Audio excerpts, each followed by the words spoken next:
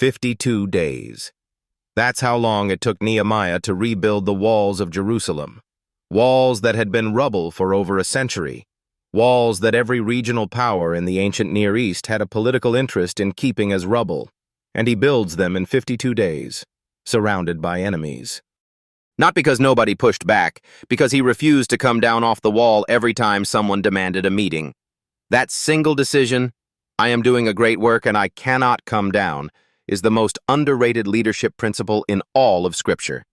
And in 2026, where a coordinated pile-on can reach your phone before breakfast, it is not just wise, it is survival. Here's what nobody tells you about group criticism. It is not designed to correct you. It is designed to displace you. There is a fundamental difference between someone who disagrees with your work and a group that has organized around opposing your presence. The first is feedback. The second is pressure.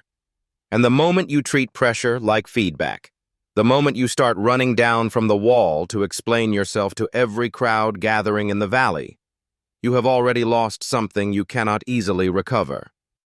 Psychologists call it identity fragmentation.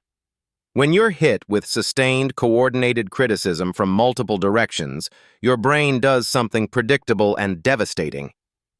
It starts treating the external noise as information about who you are rather than information about what others think. The volume alone begins to feel like evidence. That many voices saying the same thing triggers a deep social wiring that whispers, if this many people are reacting, something must be wrong with me. This is the mechanism Nehemiah's enemies understood. Nehemiah 6:2. They send a message. Come, let us meet in the plains of Ono. Ono is not neutral ground. It's outside Jerusalem, outside his support structure, on their turf, with their crowd already assembled. The invitation looks like dialogue. It isn't dialogue, it's a trap. And they send it 5 times. Because repetition creates the impression of legitimacy. Ask once, it sounds like an attack. Ask 5 times, it starts to sound like a reasonable request he's being unreasonable about. Sound familiar? It should.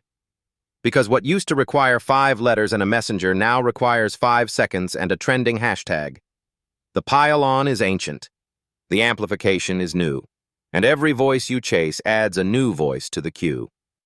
Nehemiah's answer to 5 invitations is 4 identical words. I am doing a great work. Not, I'll address this when I have more time. Not, let me clarify so you understand where I'm coming from. 4 words, repeated 4 times. That's it. This is not arrogance. This is architecture. Nehemiah had already established, before the first stone was laid, what the work was and why it mattered. That prior clarity is what lets him refuse without guilt. He's not dismissing the messengers because he thinks he's above criticism. He knows the difference between feedback and distraction, and he knows which one this is. Most people in 2026 don't, and it's costing them everything. So here's a 3-question filter for every significant incoming criticism before you respond. First, does this person have actual access to what they're criticizing, or are they commentating from a distance? Second, does this feedback point toward making the work better, or does it only point toward you stopping?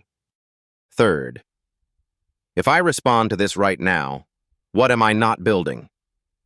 That third question is the one people almost never ask. They count the cost of silence. They feel the discomfort of not addressing the crowd. But they never calculate what doesn't get built in the hours they spend defending what already exists. The wall doesn't build itself while you're explaining the wall. If this is already hitting something real for you, drop a comment below. Tell me, what's your plains of Ono right now? What keeps pulling you off your wall? And if you haven't already, subscribe. We go deep on scripture and real life every single week. Now here's where this gets genuinely difficult. Because there's a version of the Nehemiah principle that isn't a healthy boundary. It's a closed system. A person who's been criticized enough times that they've stopped being able to hear anything, who confused protection with isolation, who built a wall so thick that truth can't get through either. Not just noise. Truth. This is the danger nobody talks about when they preach protect your peace. Nehemiah does not go deaf.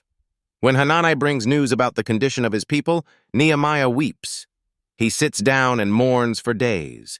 He is not a man who has armored over his emotional capacity to protect his mission. He's a man who learned to distinguish the source of what's coming through the gate, not shut the gate permanently. The people inside your wall get your full self, your doubts, your unfinished thoughts. The people building alongside you, who have skin in the same project, they deserve full access to your interior life, not because you owe it to them, because you need it. Sustained external pressure will warp your thinking if you process it alone. But here's the second part, equally important. Don't let external cynicism calcify your internal values. The real cost of prolonged group hostility isn't the productivity loss. It's the values erosion, the slow process by which a person who began defending themselves against unfair treatment gradually starts treating everyone with suspicion that was only warranted for a few, who stopped believing in good faith because they were attacked so many times in bad faith. Nehemiah never does this. He prays. He remains anchored, porous to truth, impervious to pressure. That's the balance.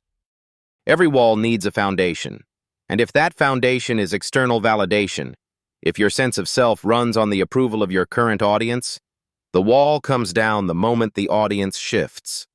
Audiences always shift. Nehemiah 2:12. Before Nehemiah tells a single person his plan, before he assembles a team or requests materials, he rides out at night alone to inspect the rubble. He is not polling. He is not gathering consensus. He is forming his own assessment in private before the public conversation begins. This is the move almost everyone skips.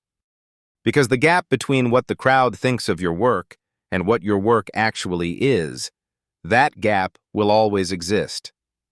The question is whether you have done enough private inspection to know the difference. In 2026, with real-time public metrics and algorithmically sorted feedback, you are being trained to watch the external scoreboard constantly. But a person who only watches the external scoreboard will eventually confuse it with the real one. The real scoreboard is internal. The convictions you'd still hold in an empty room.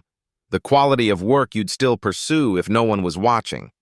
The values you would not trade regardless of the social cost. Build that scoreboard first. Everything else is structure built on sand. When Sanballat sends the fifth letter, the one that adds slander to the invitation, that threatens to report Nehemiah as a rebel, Nehemiah doesn't go quiet. He doesn't go to war. He prays. Now strengthen my hands. He doesn't pray for the critics to stop. He doesn't pray for vindication or for the narrative to shift. He prays for stronger hands to keep doing the work the criticism is trying to stop. That's the final inversion that turns the Nehemiah strategy from defensive to offensive. The criticism becomes fuel. Not by pretending it doesn't sting, Nehemiah feels it. He names it. And then he converts the energy of the opposition into urgency for the completion. Every message from the valley is a reminder that what he's building matters enough to attack. Nothing draws fire like a threat. 52 days, surrounded by enemies, bombarded with invitations to descend, accused of rebellion, threatened, mocked.